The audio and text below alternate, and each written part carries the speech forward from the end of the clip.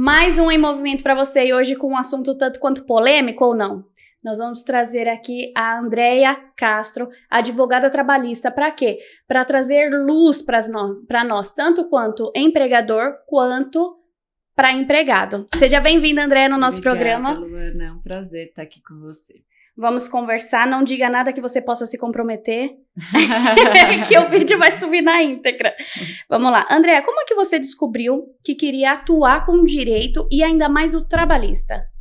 Bem, eu me formei em 2010 e desde a faculdade eu trabalhei em empresas na área, no departamento de RH, recursos humanos, departamento pessoal, então ali eu já tive um contato, eu brinco que com o chão de fábrica, eu trabalhava em logística e ali eu fazia toda a parte de DP e me apaixonei pela legislação trabalhista e logo que eu me formei, eu trabalhei em uma grande empresa também no departamento de RH, departamento pessoal e no jurídico. Fiquei fazendo um estágio e logo em seguida saí dessa empresa, que ali uns 2 anos, e abri um escritório e passei a atuar. No começo você é mais clínico geral, faz de tudo um pouco. Eu cheguei a atuar na área criminal, na área civil, mas logo depois de uns 2, 3 anos eu já decidi que eu queria fazer só direito trabalhista, direito do trabalho, causas trabalhistas, e fiz a minha especialização na área. Que legal. E eu vi que você também estuda para ser juíza do trabalho, né? De onde veio esse desejo? Conforme fui advogando, aumentei a paixão, né, pelo estudo, pela área e fiquei 3 anos, os últimos 3 anos estudando com foco na magistratura. Fiz o último concurso, mas não passei por pouco, por 3 pontos. Voltei a atuar, a advogar e continuo tentando conciliar a parte dos estudos, que é uma parte mais aprofundada. Acredito que levo mais alguns anos para passar e mantenho as ações trabalhistas em paralelo. Gente, é tenso entrevistar advogado, viu? Eu tô até aqui com medo do que eu posso perguntar. Deixa eu fazer outra pergunta. Quais são as ocorrências mais frequentes que você defende? Número 1 são os direitos às verbas rescisórias. Geralmente o funcionário ele é desligado e a empresa não paga as verbas que são devidas. Então, verbas rescisórias, aviso prévio, férias, 13º FGTS, esse é o número 1. Segundo é jornada de trabalho. Às vezes o funcionário ele trabalha além da jornada e não recebe, por isso não é remunerado, então ele se sente lesado e busca esse valor na justiça, e aí os demais é mais assédio moral, acidente de trabalho, aí vai baixando assim, mas o número 1 campeão com certeza é falta de pagamento de verbas. Viu? E o que você se vê repetindo nos processos, tanto do lado do funcionário quanto de quem emprega? O que é recorrente? Você aí falou que mais vínculo empregatício também. Do PJ. Na verdade, assim, ausência de registro, né? Existe, sim, a pejotização, que é um contrato de PJ mascarado, que ele é fraudulento, a gente chama de fraudulento, porque ele tem todos os requisitos da relação de trabalho, mas ele é um PJ e ele não recebe os direitos que são de um trabalhador CLT. Então, com certeza, o pedido de vínculo empregatício também é um dos campeões, seguidos da ausência de pagamento de verbas. Quais que são esses, que você falou aí que são contratos fraudulentos, certo? O que um PJ não pode fazer, que costuma fazer? Bem, primeiro o contrato eles não fazem, né? Geralmente as pessoas contratam de boca, ou quando fazem um contrato muito mal feito, mal redigido, e aí já erra pela parte documental, ou não tem a parte documental ou tem muito mal feita. Segundo, os requisitos da relação de trabalho, que é subordinação, pessoalidade, habitualidade, onerosidade. Detalhe a cada um deles para mim, por favor. A subordinação é quando o funcionário, o PJ, ele recebe ordens diretas. Então, um exemplo. É o controle, né? O controle do que ele faz. Porque o autônomo ele deveria ser mais livre. Ele é livre para fazer o horário, ele entrega mais. O combinado não sai caro para ninguém. Olha, eu te contrato para fazer isso. E eu te pode entrego, ter ou não pronto, exclusividade, pode trabalhar para outras pessoas e eu entrego o meu trabalho. E não tem aquela cobrança, sabe? A cobrança que um funcionário ele tem. Ele entra no horário, ele cumpre a jornada, ele recebe ordens diretas. E a pessoalidade, que também é um requisito que ele não pode se fazer substituir. Existem PJs que são exclusivos, isso não é um requisito, mas 90% dos casos ele não pode se fazer substituir. Ele não pode, olha, eu vou faltar e eu vou enviar outra pessoa no meu lugar. Então, isso conta muito também, porque geralmente o PJ, ele pode enviar outra pessoa no lugar. Ah, entendi. E o PJ, ele, na verdade, ele não é faltar, ele tem que entregar a demanda, né? Ele tem que entregar a demanda. Eu entendo assim, que você tem que entregar, então, independente do horário que você faça, se você quiser fazer meia-noite... E depende muito do cargo também, né? Às vezes as empresas terceirizam muito, existe muito departamento jurídico, contábil, vendas... Vendas agora está sendo também. PJ? Depende, tem empresas que sim. Por quê? Qual que é a vantagem para a empresa? Aí que tá, depende. Se ele vai realmente contratar um PJ, ele não paga férias, ele não paga 13º, ele não tem as obrigações com o INSS, FGTS, então acaba sendo mais vantajoso para a empresa ou o funcionário que o CLT, ele prefere receber menos de salário e ele prefere ter garantido as férias, o 10º, FGTS e a Previdência Social, que é o benefício da aposentadoria no futuro. O PJ, ele acaba recolhendo a parte previdenciária dele, ele aumenta um pouco, então ele acaba ali que na balança ele pesa, eu recebo esse salário maior, mas é como se compensasse essa ausência dessas verbas, que é o que o funcionário da CLT, o que tem o registro. Mas aí se ele faz esse acordo com o empresário e aí ele cumpre o horário, tem aí a subordinação, qual que é o outro que você falou? É pessoalidade. O que é isso? Pessoalidade, ele não pode, quando é funcionário, ele é pessoal, eu tenho que vir pessoalmente na sua empresa. Entendi. Eu não posso enviar outra pessoa no meu lugar. Quando ele é PJ, geralmente ele pode enviar outra pessoa. Olha, eu sou advogada, eu vou enviar um colega no meu lugar, uma pessoa que trabalha comigo, do meu escritório. Vai te entregar o serviço que você me contratou. Eu vou fazer o que você me contratou, mas não vai ser eu. Pode ser que tenha exclusividade também, pode ter cláusula de exclusividade. Não é isso que vai ser acredito que o juiz ele vai analisar outras coisas, o conjunto. Porque para a Justiça do Trabalho, o que importa é a realidade dos fatos. Então, não adianta você fazer um contrato, por mais que seja bem feito, e na prática você tratar aquele PJ como se ele fosse seu funcionário. Entendi. Porque o que vai ser analisado, o juiz ele vai analisar com base nos documentos e na prova testemunhal, se no seu dia a dia você trabalhava como PJ ou como CLT. Então, esse que é o erro. Por isso que tem pessoas que trabalham como PJ, mas procuram um advogado porque eles falam, olha, eu não era PJ. Na prática, eu era um funcionário. Eu cumpria a jornada, eu era subordinado, me controlavam por WhatsApp, todo momento, se eu estava ali disponível. Então, aí acaba que entrando na justiça, processando e recebendo. E aí quem paga mal, paga 2 vezes. Nossa, quem paga mal, paga 2 vezes, essa é forte, né? E você acha que isso é um erro do empresário? Você acha que eles fazem por maldade ou por falta de conhecimento?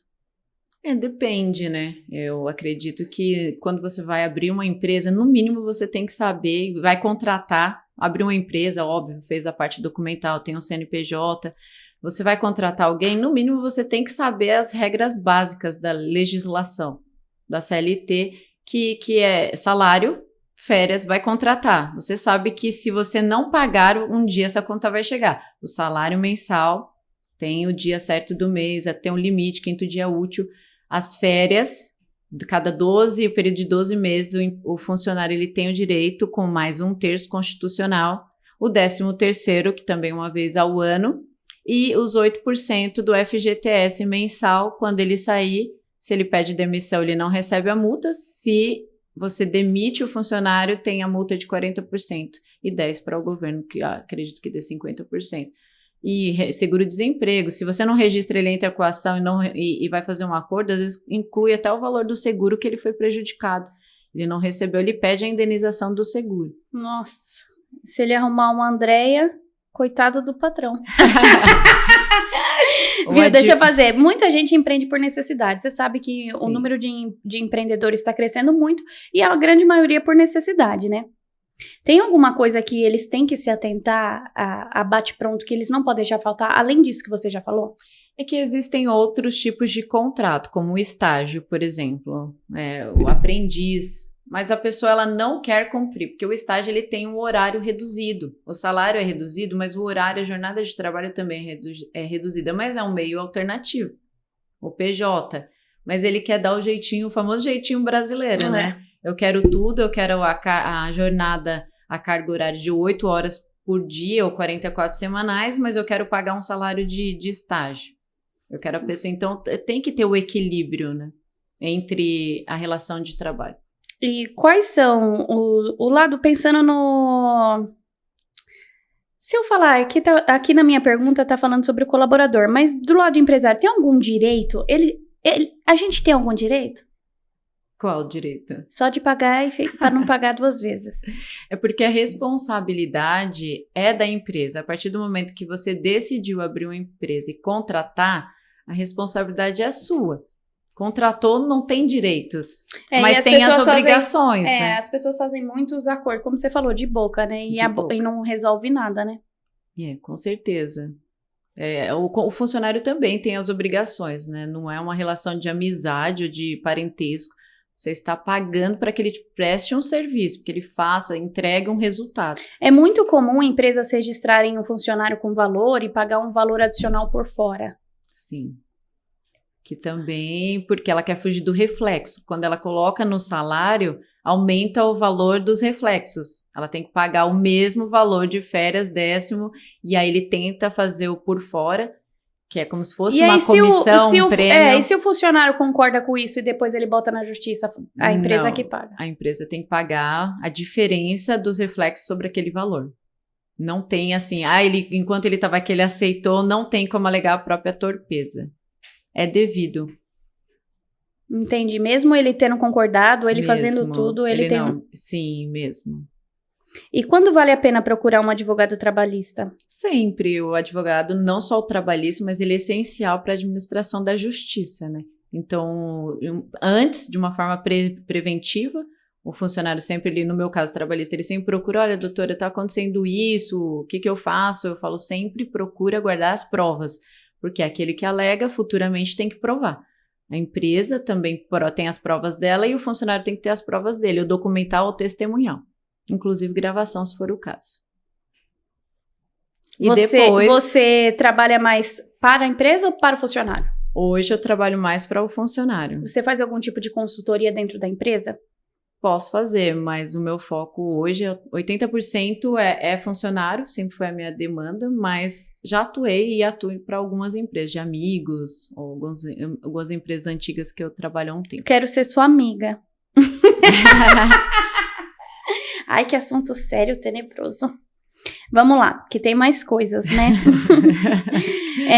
Agora, se a gente for falar para a nova geração de hoje, você acha que hoje eles vêm mais informados ou não? Porque hoje ninguém mais quer ser CLT. Essa é uma grande realidade. As pessoas agora, eu acho que elas querem fazer o PJ porque elas entendem que PJ tem liberdade. Como é que você identifica isso? Eu não acho. Eu acho que, assim, existe sim um desequilíbrio social muito grande, ainda mais depois depois da pandemia, o número de serviços informais, empregos informais, ele cresceu, o aplicativo, e existe sim uma necessidade humana de sustento, porque eles acabam aceitando por uma necessidade de manutenção das despesas do lar, pessoal, mas depois quando, por exemplo, um entregador de aplicativo, ele sofre um acidente gravíssimo. E às vezes esse PJ, né, um entregador por aplicativo, ele não tem uma empresa, ele não recolhe o INSS. E como que ele vai se manter acidentado? Alguns perdem a perna, ficam paraplégicos, se não tem essa. O Estado, ele não tá registrado, então ele não contribui para a Previdência. Aí aqui ele não tem um contrato também de PJ, ele não tem uma empresa aberta e ele não contribui de forma... Então aí como fica um buraco, né? Fica um abismo. Então assim, aí nesses casos, que hoje é o maior desafio, acredito que da Justiça do Trabalho e das empresas... Mas aí eles processam quem? Tentam processar o aplicativo. E conseguem? Alguns sim. Hoje é tema de atualização da jurisprudência, né? Quando o Uber, por exemplo, que é o mais conhecido, né? Ou iFood, existem algumas ações em andamento e a jurisprudência anda caminhando. Alguns não conseguem, outros, minoria consegue, mas esse é o desafio do nosso século, né? Os trabalhos informais por uma necessidade, mas quando se depara com um acidente, aí quem paga essa conta? E quem paga essa conta? Deixa a pergunta. O governo, a empresa, na questão do aplicativo... Mas esse cara não é MEI? Depende. Por isso que eu falo, se ele é MEI, ele deveria recolher. Se ele não é, se ele é só uma pessoa física, sair do emprego, exatamente. Agora você é motoboy do iFood, vou ganhar meu dinheiro no iFood. É que grandes aplicativos, eles exigem, né? Eles têm todo um aparato judicial, eles fazem tudo, com certeza, tudo da melhor forma possível, mas eu tô falando da informalidade, vamos para um entregador, talvez de pizza, uma pizzaria de uma bairro, ou um entregador de gás, que essa pessoa, ela tá lá porque ela necessita do trabalho. E esse daí não é funcionário. Não é funcionário, não é por aplicativo, e com certeza ele não é um PJ, ele não tem uma empresa aberta. Quando ele sofrer um acidente, porque pode acontecer, quem vai pagar a conta? A empresa. É o desafio do nosso século. Aqui tem uma pergunta de como você enxerga a relação da justiça com o novo comportamento do mercado de trabalho. Esse é um dos maiores desafios. A Justiça do Trabalho, ela vem ano a ano crescendo, digitalizou todos os processos, as audiências virtuais, o PJE, que é o sistema novo, existem os processos 100% digitais. Isso é ótimo, é maravilhoso. As audiências híbridas, tem audiência que você vai pessoalmente de forma física, mas tem audiência que eu já fui e o juiz estava no escritório, na casa dele, enfim, em outro ambiente, a gente chama de híbrida. Então, ela vem acompanhando vem se desenvolvendo. A tecnologia, né? A tecnologia, soluções alternativas de conflitos também. Ela vem se desenvolvendo. Então, ela está preparada para lidar com o cenário que está... Totalmente. Não é porque é a minha justiça favorita, mas é totalmente, investe em milhões e muitos recursos para que... ela ande, né? Ande. É a mais célere. Para mim, é a mais célere. Eu vou fazer uma pergunta que quando eu trabalhei registrada lá numa empresa, quando eu saí para fazer, acho que é homologação o nome, me colocaram numa sala e eles queriam especular o que aconteceu na empresa. Eu acho que era no sindicato nessa época. Eles faziam uma pressão, Andréia, que até a minha mãe depois foi chamada, porque eu tinha 19 anos na época, minha mãe foi chamada na sala, e aí a minha mãe falou, por que a pergunta? É para ter acontecido alguma coisa? Porque eles queriam... Teve algum apelido? Faziam por que eles... fazem isso. Será que é assim até hoje? Eu tô falando de 10 anos atrás, 15? Não, porque mudou. Antigamente a homologação do sindicato ela era obrigatória. Hoje não é mais. E o sindicato, de alguma forma, ele faz a fiscalização desses direitos. Ele meio que ajuda ali na fiscalização. Você acha que na fiscalização ou ele de certa forma, induz o funcionário a querer um direito que, de repente, nem era devido? Eu digo porque nessa mesma época, uma amiga, todo mundo, quem apelidou ela de Fiona foi a galera, e ela processou a empresa porque disse que a gerente chamava de Fiona, e ela foi pressionada lá no sindicato e entrou com esse processo. Me fala sobre isso. Não tem como afirmar, porque isso é muito pessoal, né? Subjetivo de cada sindicato. Com certeza de forma ampla e geral, não sei, não conheço. O sindicato, sim, ele pode representar o funcionário, ele pode ingressar com uma ação, pode ser que ele tenha feito isso talvez para ingressar com uma ação em nome, né, representando aquele funcionário desligado, mas pode ser que também não, que seja só uma fiscalização para saber se intervém, se tem uma denúncia, enfim, para ir mais para a parte de cumprimento mesmo legal. Então não dá para afirmar que todos fazem, que não, mas é porque faz muito tempo, né? É porque às vezes a gente pensa que a pessoa, nossa, mas por que processou? Nossa, mas... A reforma trabalhista de 2017 tirou essa obrigatoriedade. Antigamente tinha que homologar a rescisão no sindicato, hoje não é mais obrigatório.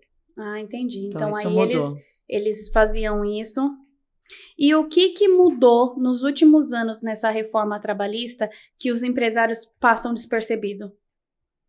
Algumas coisas, houve uma flexibilização, né, assim, de algumas normas polêmicas, enfim, existem processos em andamento no STF até hoje, e com certeza a parte da terceirização, algumas coisas assim, houve uma flexibilização, veio junto com a pandemia, e esse é o cenário atual, como eu te falei, sabe? A Revolução 4.0 que a gente chama, que vem essa era digital, industrial, terceirização, tem gente que chama quarteirização. E tem uma série de coisas para a gente se atentar. Me fala sobre o marketing dentro da empresa, o que o funcionário pode ou não, o que a empresa tem que se precaver quando ela coloca um funcionário para fazer o marketing dela.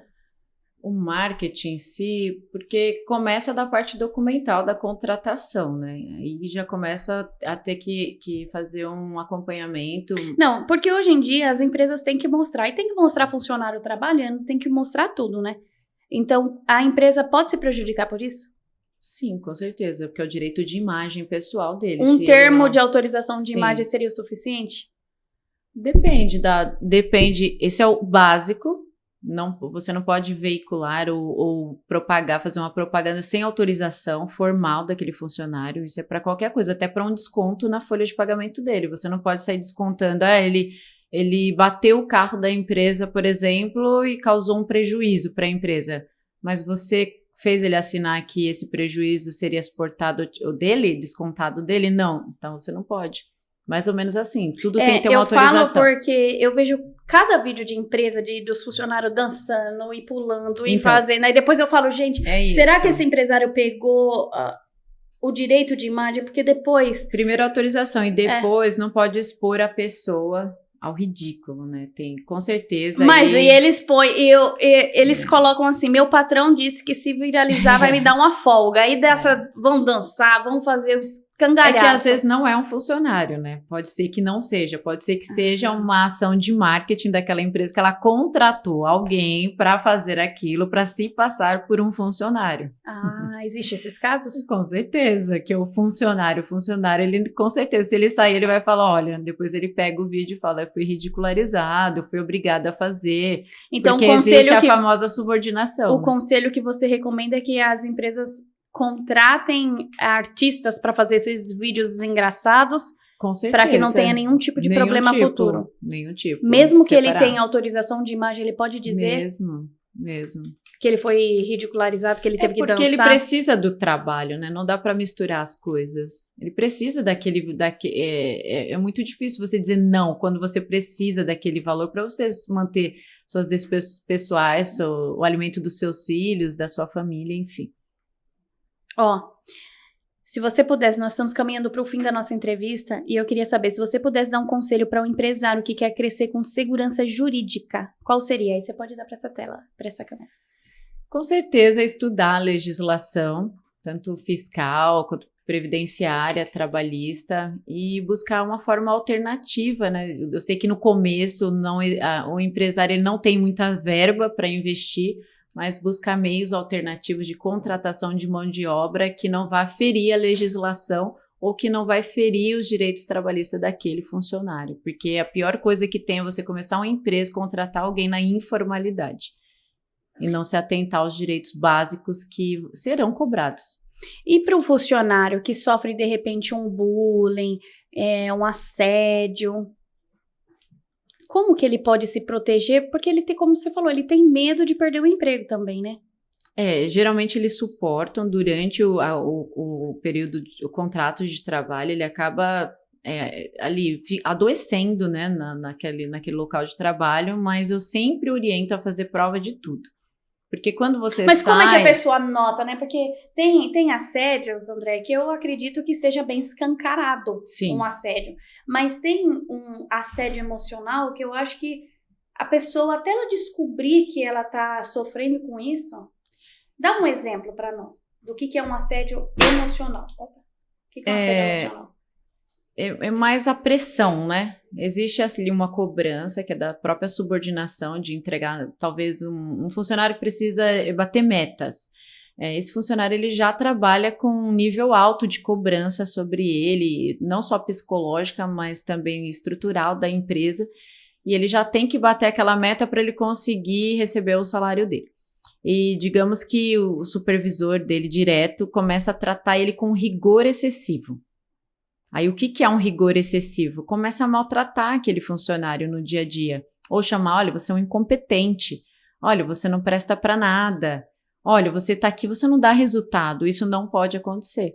Isso já vai para um campo de assédio. E aí ele pode gravar, o próprio supervisor falando isso. Ah, mas a gravação é lícita, não é? Depende. Se você está gravando, você é um dos interlocutores, ela não é ilícita.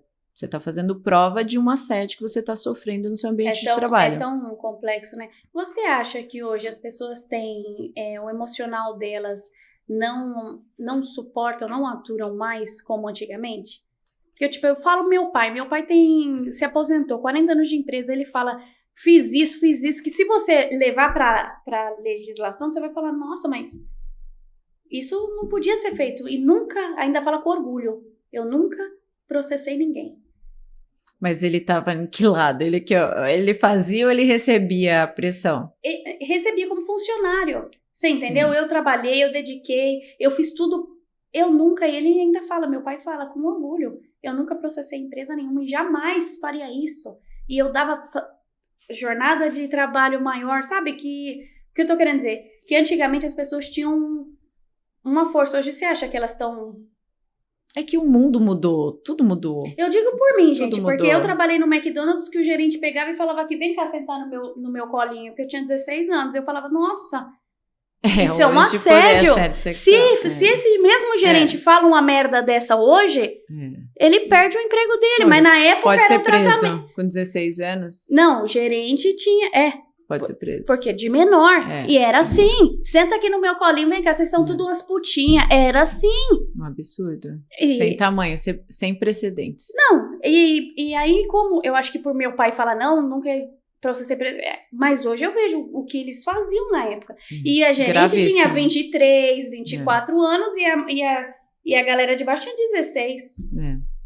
Gravíssimo. Mas tudo mudou. A informação também mudou. Talvez isso... Na época poderia soar normal, mas então, hoje não é mais normal.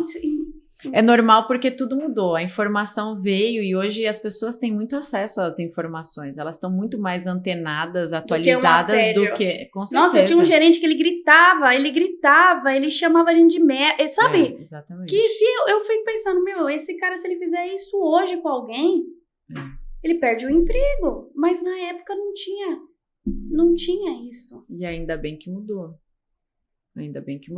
Hoje é muito mais, existe um rigor, assim, muito mais no cumprimento da legislação e as pessoas sabem também, elas têm muito mais informação sobre os direitos delas. Então, acaba que contribui para que, de alguma forma, isso seja um pouco amenizado no ambiente de trabalho, até porque a pessoa passa mais tempo no trabalho do que na casa dela. Ela chega em casa, ela vai ter ali seu momento de lazer, vai jantar, toma um banho e vai dormir. Ela passa a noite inteira dormindo e ela sai de casa às 6h30, 7 horas, entra geralmente 8 horas, fica até às 18, sai, pega o trânsito ou o transporte público, chega em casa aquela rotina. Então ela passa o dia inteiro, maior tempo. Então esse ambiente de trabalho, ele tem que ser salubre, ele não pode ser insalubre. E isso envolve tudo. Não só a questão do ambiente, não só a questão de ter uma parte física ali voltada para o bem-estar do funcionário, como uma parte emocional também. Tem que ter um ambiente saudável de trabalho. Eu acho que eu como empresa, né, eu falo aqui para as meninas, eu prezo pela cabeça, senão nós vamos ficar loucas. Eu não quero ninguém... Saúde, inteligência emocional é tudo. Porque é muita pressão externa, né? Mas eu vejo que tem coisas que acontecem nos externos que eu no meu ver, eu acho desnecessário, sabe? Fora da empresa? Não, eu digo dentro da empresa, o funcionário topa, faz e depois ele quer prejudicar a empresa a qualquer custo, entendeu? Mas é aí que tá o erro do empresário. ele faz uma contratação de boca, informal, sabendo que O erro existe é uma dele, né? legislação ativa, sabendo que o direito de ação é um direito constitucional, o fato Por dele isso que ter eu queria perguntar, nós temos algum direito? o direito de fazer cumprir o direito. O direito de ficar quieto, pagar. A partir do eu momento que falo você isso contrata... Porque, Andréia, tem gente que falta e não dá justificativa. Mas aí a empresa tem... Mas aí vamos lá.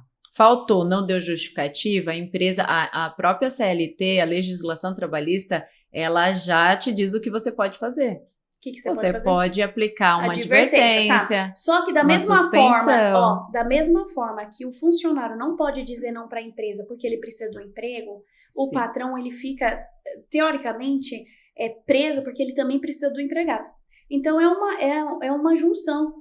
Mas Você é que a entendeu? empresa, ela tem que investir, e aí não adianta, é a empresa que tem que investir em quê? Em desenvolvimento humano, em treinamento, tem que criar formas alternativas de fazer esse Pra implantar uma relacionamento, cultura, né? com certeza. Não adianta, olha, você vem aqui, não é uma máquina, não é um robô, não é uma AI, uma inteligência artificial, uma IA, que está trabalhando para você, é um ser humano, e que ele tem problemas, e que ele tem família, e que ele já tem um histórico de vida ali, às vezes tem uma depressão, uma ansiedade, enfim. E aí ele chega para trabalhar num ambiente de trabalho e ele não consegue lidar sob pressão, o resultado. Então, a empresa ela tem que se atentar a isso, ao desenvolvimento pessoal desse A empresa tem que estar funcionário. atento no talento dela, né? Por isso que desenvolveram um monte de coisa, né? O tal do DISC, qual que é o teste de comportamento, para saber, para o próprio empresário saber como eu vou lidar, o que eu posso esperar desse perfil comportamental e o que eu posso esperar desse. Você acha que isso faz sentido? Tudo é válido. Tudo é válido, assim, uma análise, desde que não fira a intimidade, que não cause uma discriminação no ambiente de trabalho, porque dependendo da empresa, aí a gente vai mais para a acessibilidade também, para o direito de igualdade. Até que ponto você vai fazer isso para você excluir uma pessoa?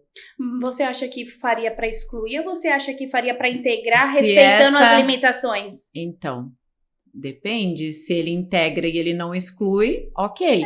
Porque agora, assim, se ele tem faz uns perfis. isso pra... Tem uns perfis. Eu sei que você é um perfil e você é um perfil. Eu sei o que eu posso esperar de você, eu sei o que eu posso pedir pra você e eu sei o que eu posso pedir pra você. Eu vou dar um exemplo pra você. Empresas que não contratam mulheres que estão ali na fase, no início de relacionamento, pergunta na entrevista e a pessoa nem sabe. Ela pergunta, você tá namorando, você quer casar, você é casada, acabou de casar, casou... Porque vai ter filhos. Então, isso é uma discriminação indireta. Mas aí a pessoa não pode processar, porque ela nem passou na entrevista. Calma, mas a gente tá falando também do dano que isso causa toda a cadeia de trabalho. Eu tô falando da contratação, mas se a pessoa, ela sofre um dano ali na contratação e fica configurado que ela sofreu uma discriminação ali, ela pode ingressar na Justiça do Trabalho e pedir danos morais. Sim, porque é uma forma de discriminação. Aí vê se é direta, se é indireta. Direta. A pessoa coloca que quer... Olha só, vamos lá. Vou falar de discriminação rapidinho. Eu coloco nos requisitos, antigamente tinha muito isso, né? No jornalzinho, ficava, não sei se você é dessa fase, estou entregando minha idade, mas colocava assim, contrata-se pessoa de 18 a 30 anos, branca, então, loira. Aqui branca, loira não fala, mas contrata, aí tá assim... Então ele tá excluindo. Comprometida, pontual. Tudo bem, mas coloca as características da pessoa, ela tá excluindo. Uma morena. Com certeza. Existia então, isso? Com certeza, ações. Foi, inclusive, teve um caso que foi para a Corte Internacional. Eu não lembro direito, assim, ao certo, mas eu acho que foi uma funcionária do lar, assim, e ela sofreu essa discriminação. Preciso ver o certo o que aconteceu. E o Brasil foi condenado, acho que na Corte Internacional, por essa discriminação. É sério, né? E é muito grave tudo isso. Muito grave. Abrir uma empresa já é sério, né? Porque você já tá na frente do risco. Aqui a gente fala bastante com o empresário, né? Sim. Mas é como você falou, no começo é difícil. Entendeu? Às vezes a gente vai pagar um erro, é que nem o fiscal. Você consegue normalizar a sua empresa no fiscal, no contábil logo no começo? É poucos que conseguem. Só quem tem fluxo de caixa. Quem tem fluxo de caixa. Agora, quem começa por uma necessidade, a pandemia forçou inúmeras pessoas a entrar em empresa. Você acha que ela consegue? Por isso que eu te falo, que hoje é o desafio, né? O desafio do acredito do Brasil. Tanto para o empresário, tanto quanto para esse funcionário que era CLT, que ele hoje trabalha de forma informal. Isso atrapalha, prejudica um monte de coisa, né? Inclusive até a nossa aposentadoria, né? Com certeza. Qual é a sua visão em relação ao INSS? Depende muito da pessoa, né? Tem pessoas que têm outras formas alternativas de se preparar para o futuro, que faz uma previdência privada, que tem outros investimentos, e aí depende. Agora tem pessoas que não, que elas trabalharam CLT a vida inteira e aí ela entra no... Mas até o CLT hoje está correndo risco, né? O aposentado, né? Com certeza, o risco sempre vai existir. Até ainda mais se ele não recolhe. Até mesmo porque não nasce mais criança como nascia antes, não tem tanta gente trabalhando formalmente como trabalhava antes. E quem contribui mesmo é a sociedade como um todo, não é só a empresa. A sociedade como um todo que mantém todo esse sistema, né, previdenciário. Mas eu acredito que aí, quando a pessoa não trabalhou e ele tem inválido, tem o LOAS, que é uma assistência social. A pessoa não vai ficar desamparada. O Brasil, ele atende essas pessoas que nunca trabalharam. Ou não trabalharam, porque o problema não é só trabalhar. O problema é que tem os requisitos para a pessoa se aposentar de tempo ou de idade. E se você fica 1 ano sem recolher, você perde o direito de ter essa aposentadoria ou esse benefício. Então, você não tem mais o direito de pedir para o Estado esse valor. Então, se acontecer algo nesse tempo que você tem um tempo de graça, que a gente fala que é de 1 ano. Passou esse tempo, você não contribuiu e não trabalhou registrado, ou não foi PJ e não contribuiu de forma autônoma, enfim. Aí você fica naquele abismo, você não tem nem o trabalho, você não tem a cobertura da Previdência Social. Para se acontecer alguma coisa para essas pessoas, aí tem outros requisitos, quanto é a renda familiar, se tem outras pessoas que trabalham na casa, mas existe o benefício previdenciário que a gente chama de LOAS, que é da assistência social voltada a essa pessoa. André, e onde que as pessoas podem encontrar você? Onde elas podem acompanhar seu trabalho, saber mais sobre Instagram. O direito trabalhista? Sim, nas redes sociais, Instagram, fala Andréa seu Castro, arroba. Andréa Castro ADV, Instagram, vocês vão me encontrar no meu site também, o WhatsApp, lá tem o número do WhatsApp, qualquer dúvida é só me procurar. Porque ela é boa, fiquei até com medo. Ficou tenso aqui uma hora o clima. Eu vou vincular ela aqui na empresa para não ter problema. Com certeza. Consultoria para você, Luana. As empresas precisam da sua consultoria. Com certeza. Tá bom? Obrigada. Gente, então é isso. Mais um movimento se encerrando aqui pra vocês. Espero que vocês tenham gostado desse bate-papo, que é sério, porque a gente tem até medo do que pode falar, do que não pode falar. Então tem que saber o que fala. Tem que saber. E eu queria explorar, mas a gente não pode explorar tanto assim, né? Porque é um assunto muito sério e delicado, né? E se a gente for contar experiências, a gente pode até ferir alguém. Então, a gente falou dentro que a gente pode postar do jeito que sair. A gente não falou nada demais, né, doutora? Não. Então é isso. Muito obrigada pra vocês. Até o próximo vídeo. Não esquece do like e de compartilhar. E tem outra coisa que o pessoal do YouTube fala. Qual que é? Não faço ideia. Qual que é? Se inscrevam no canal! Por favor, se inscrevam no canal. É isso aí, tchau e até o próximo vídeo.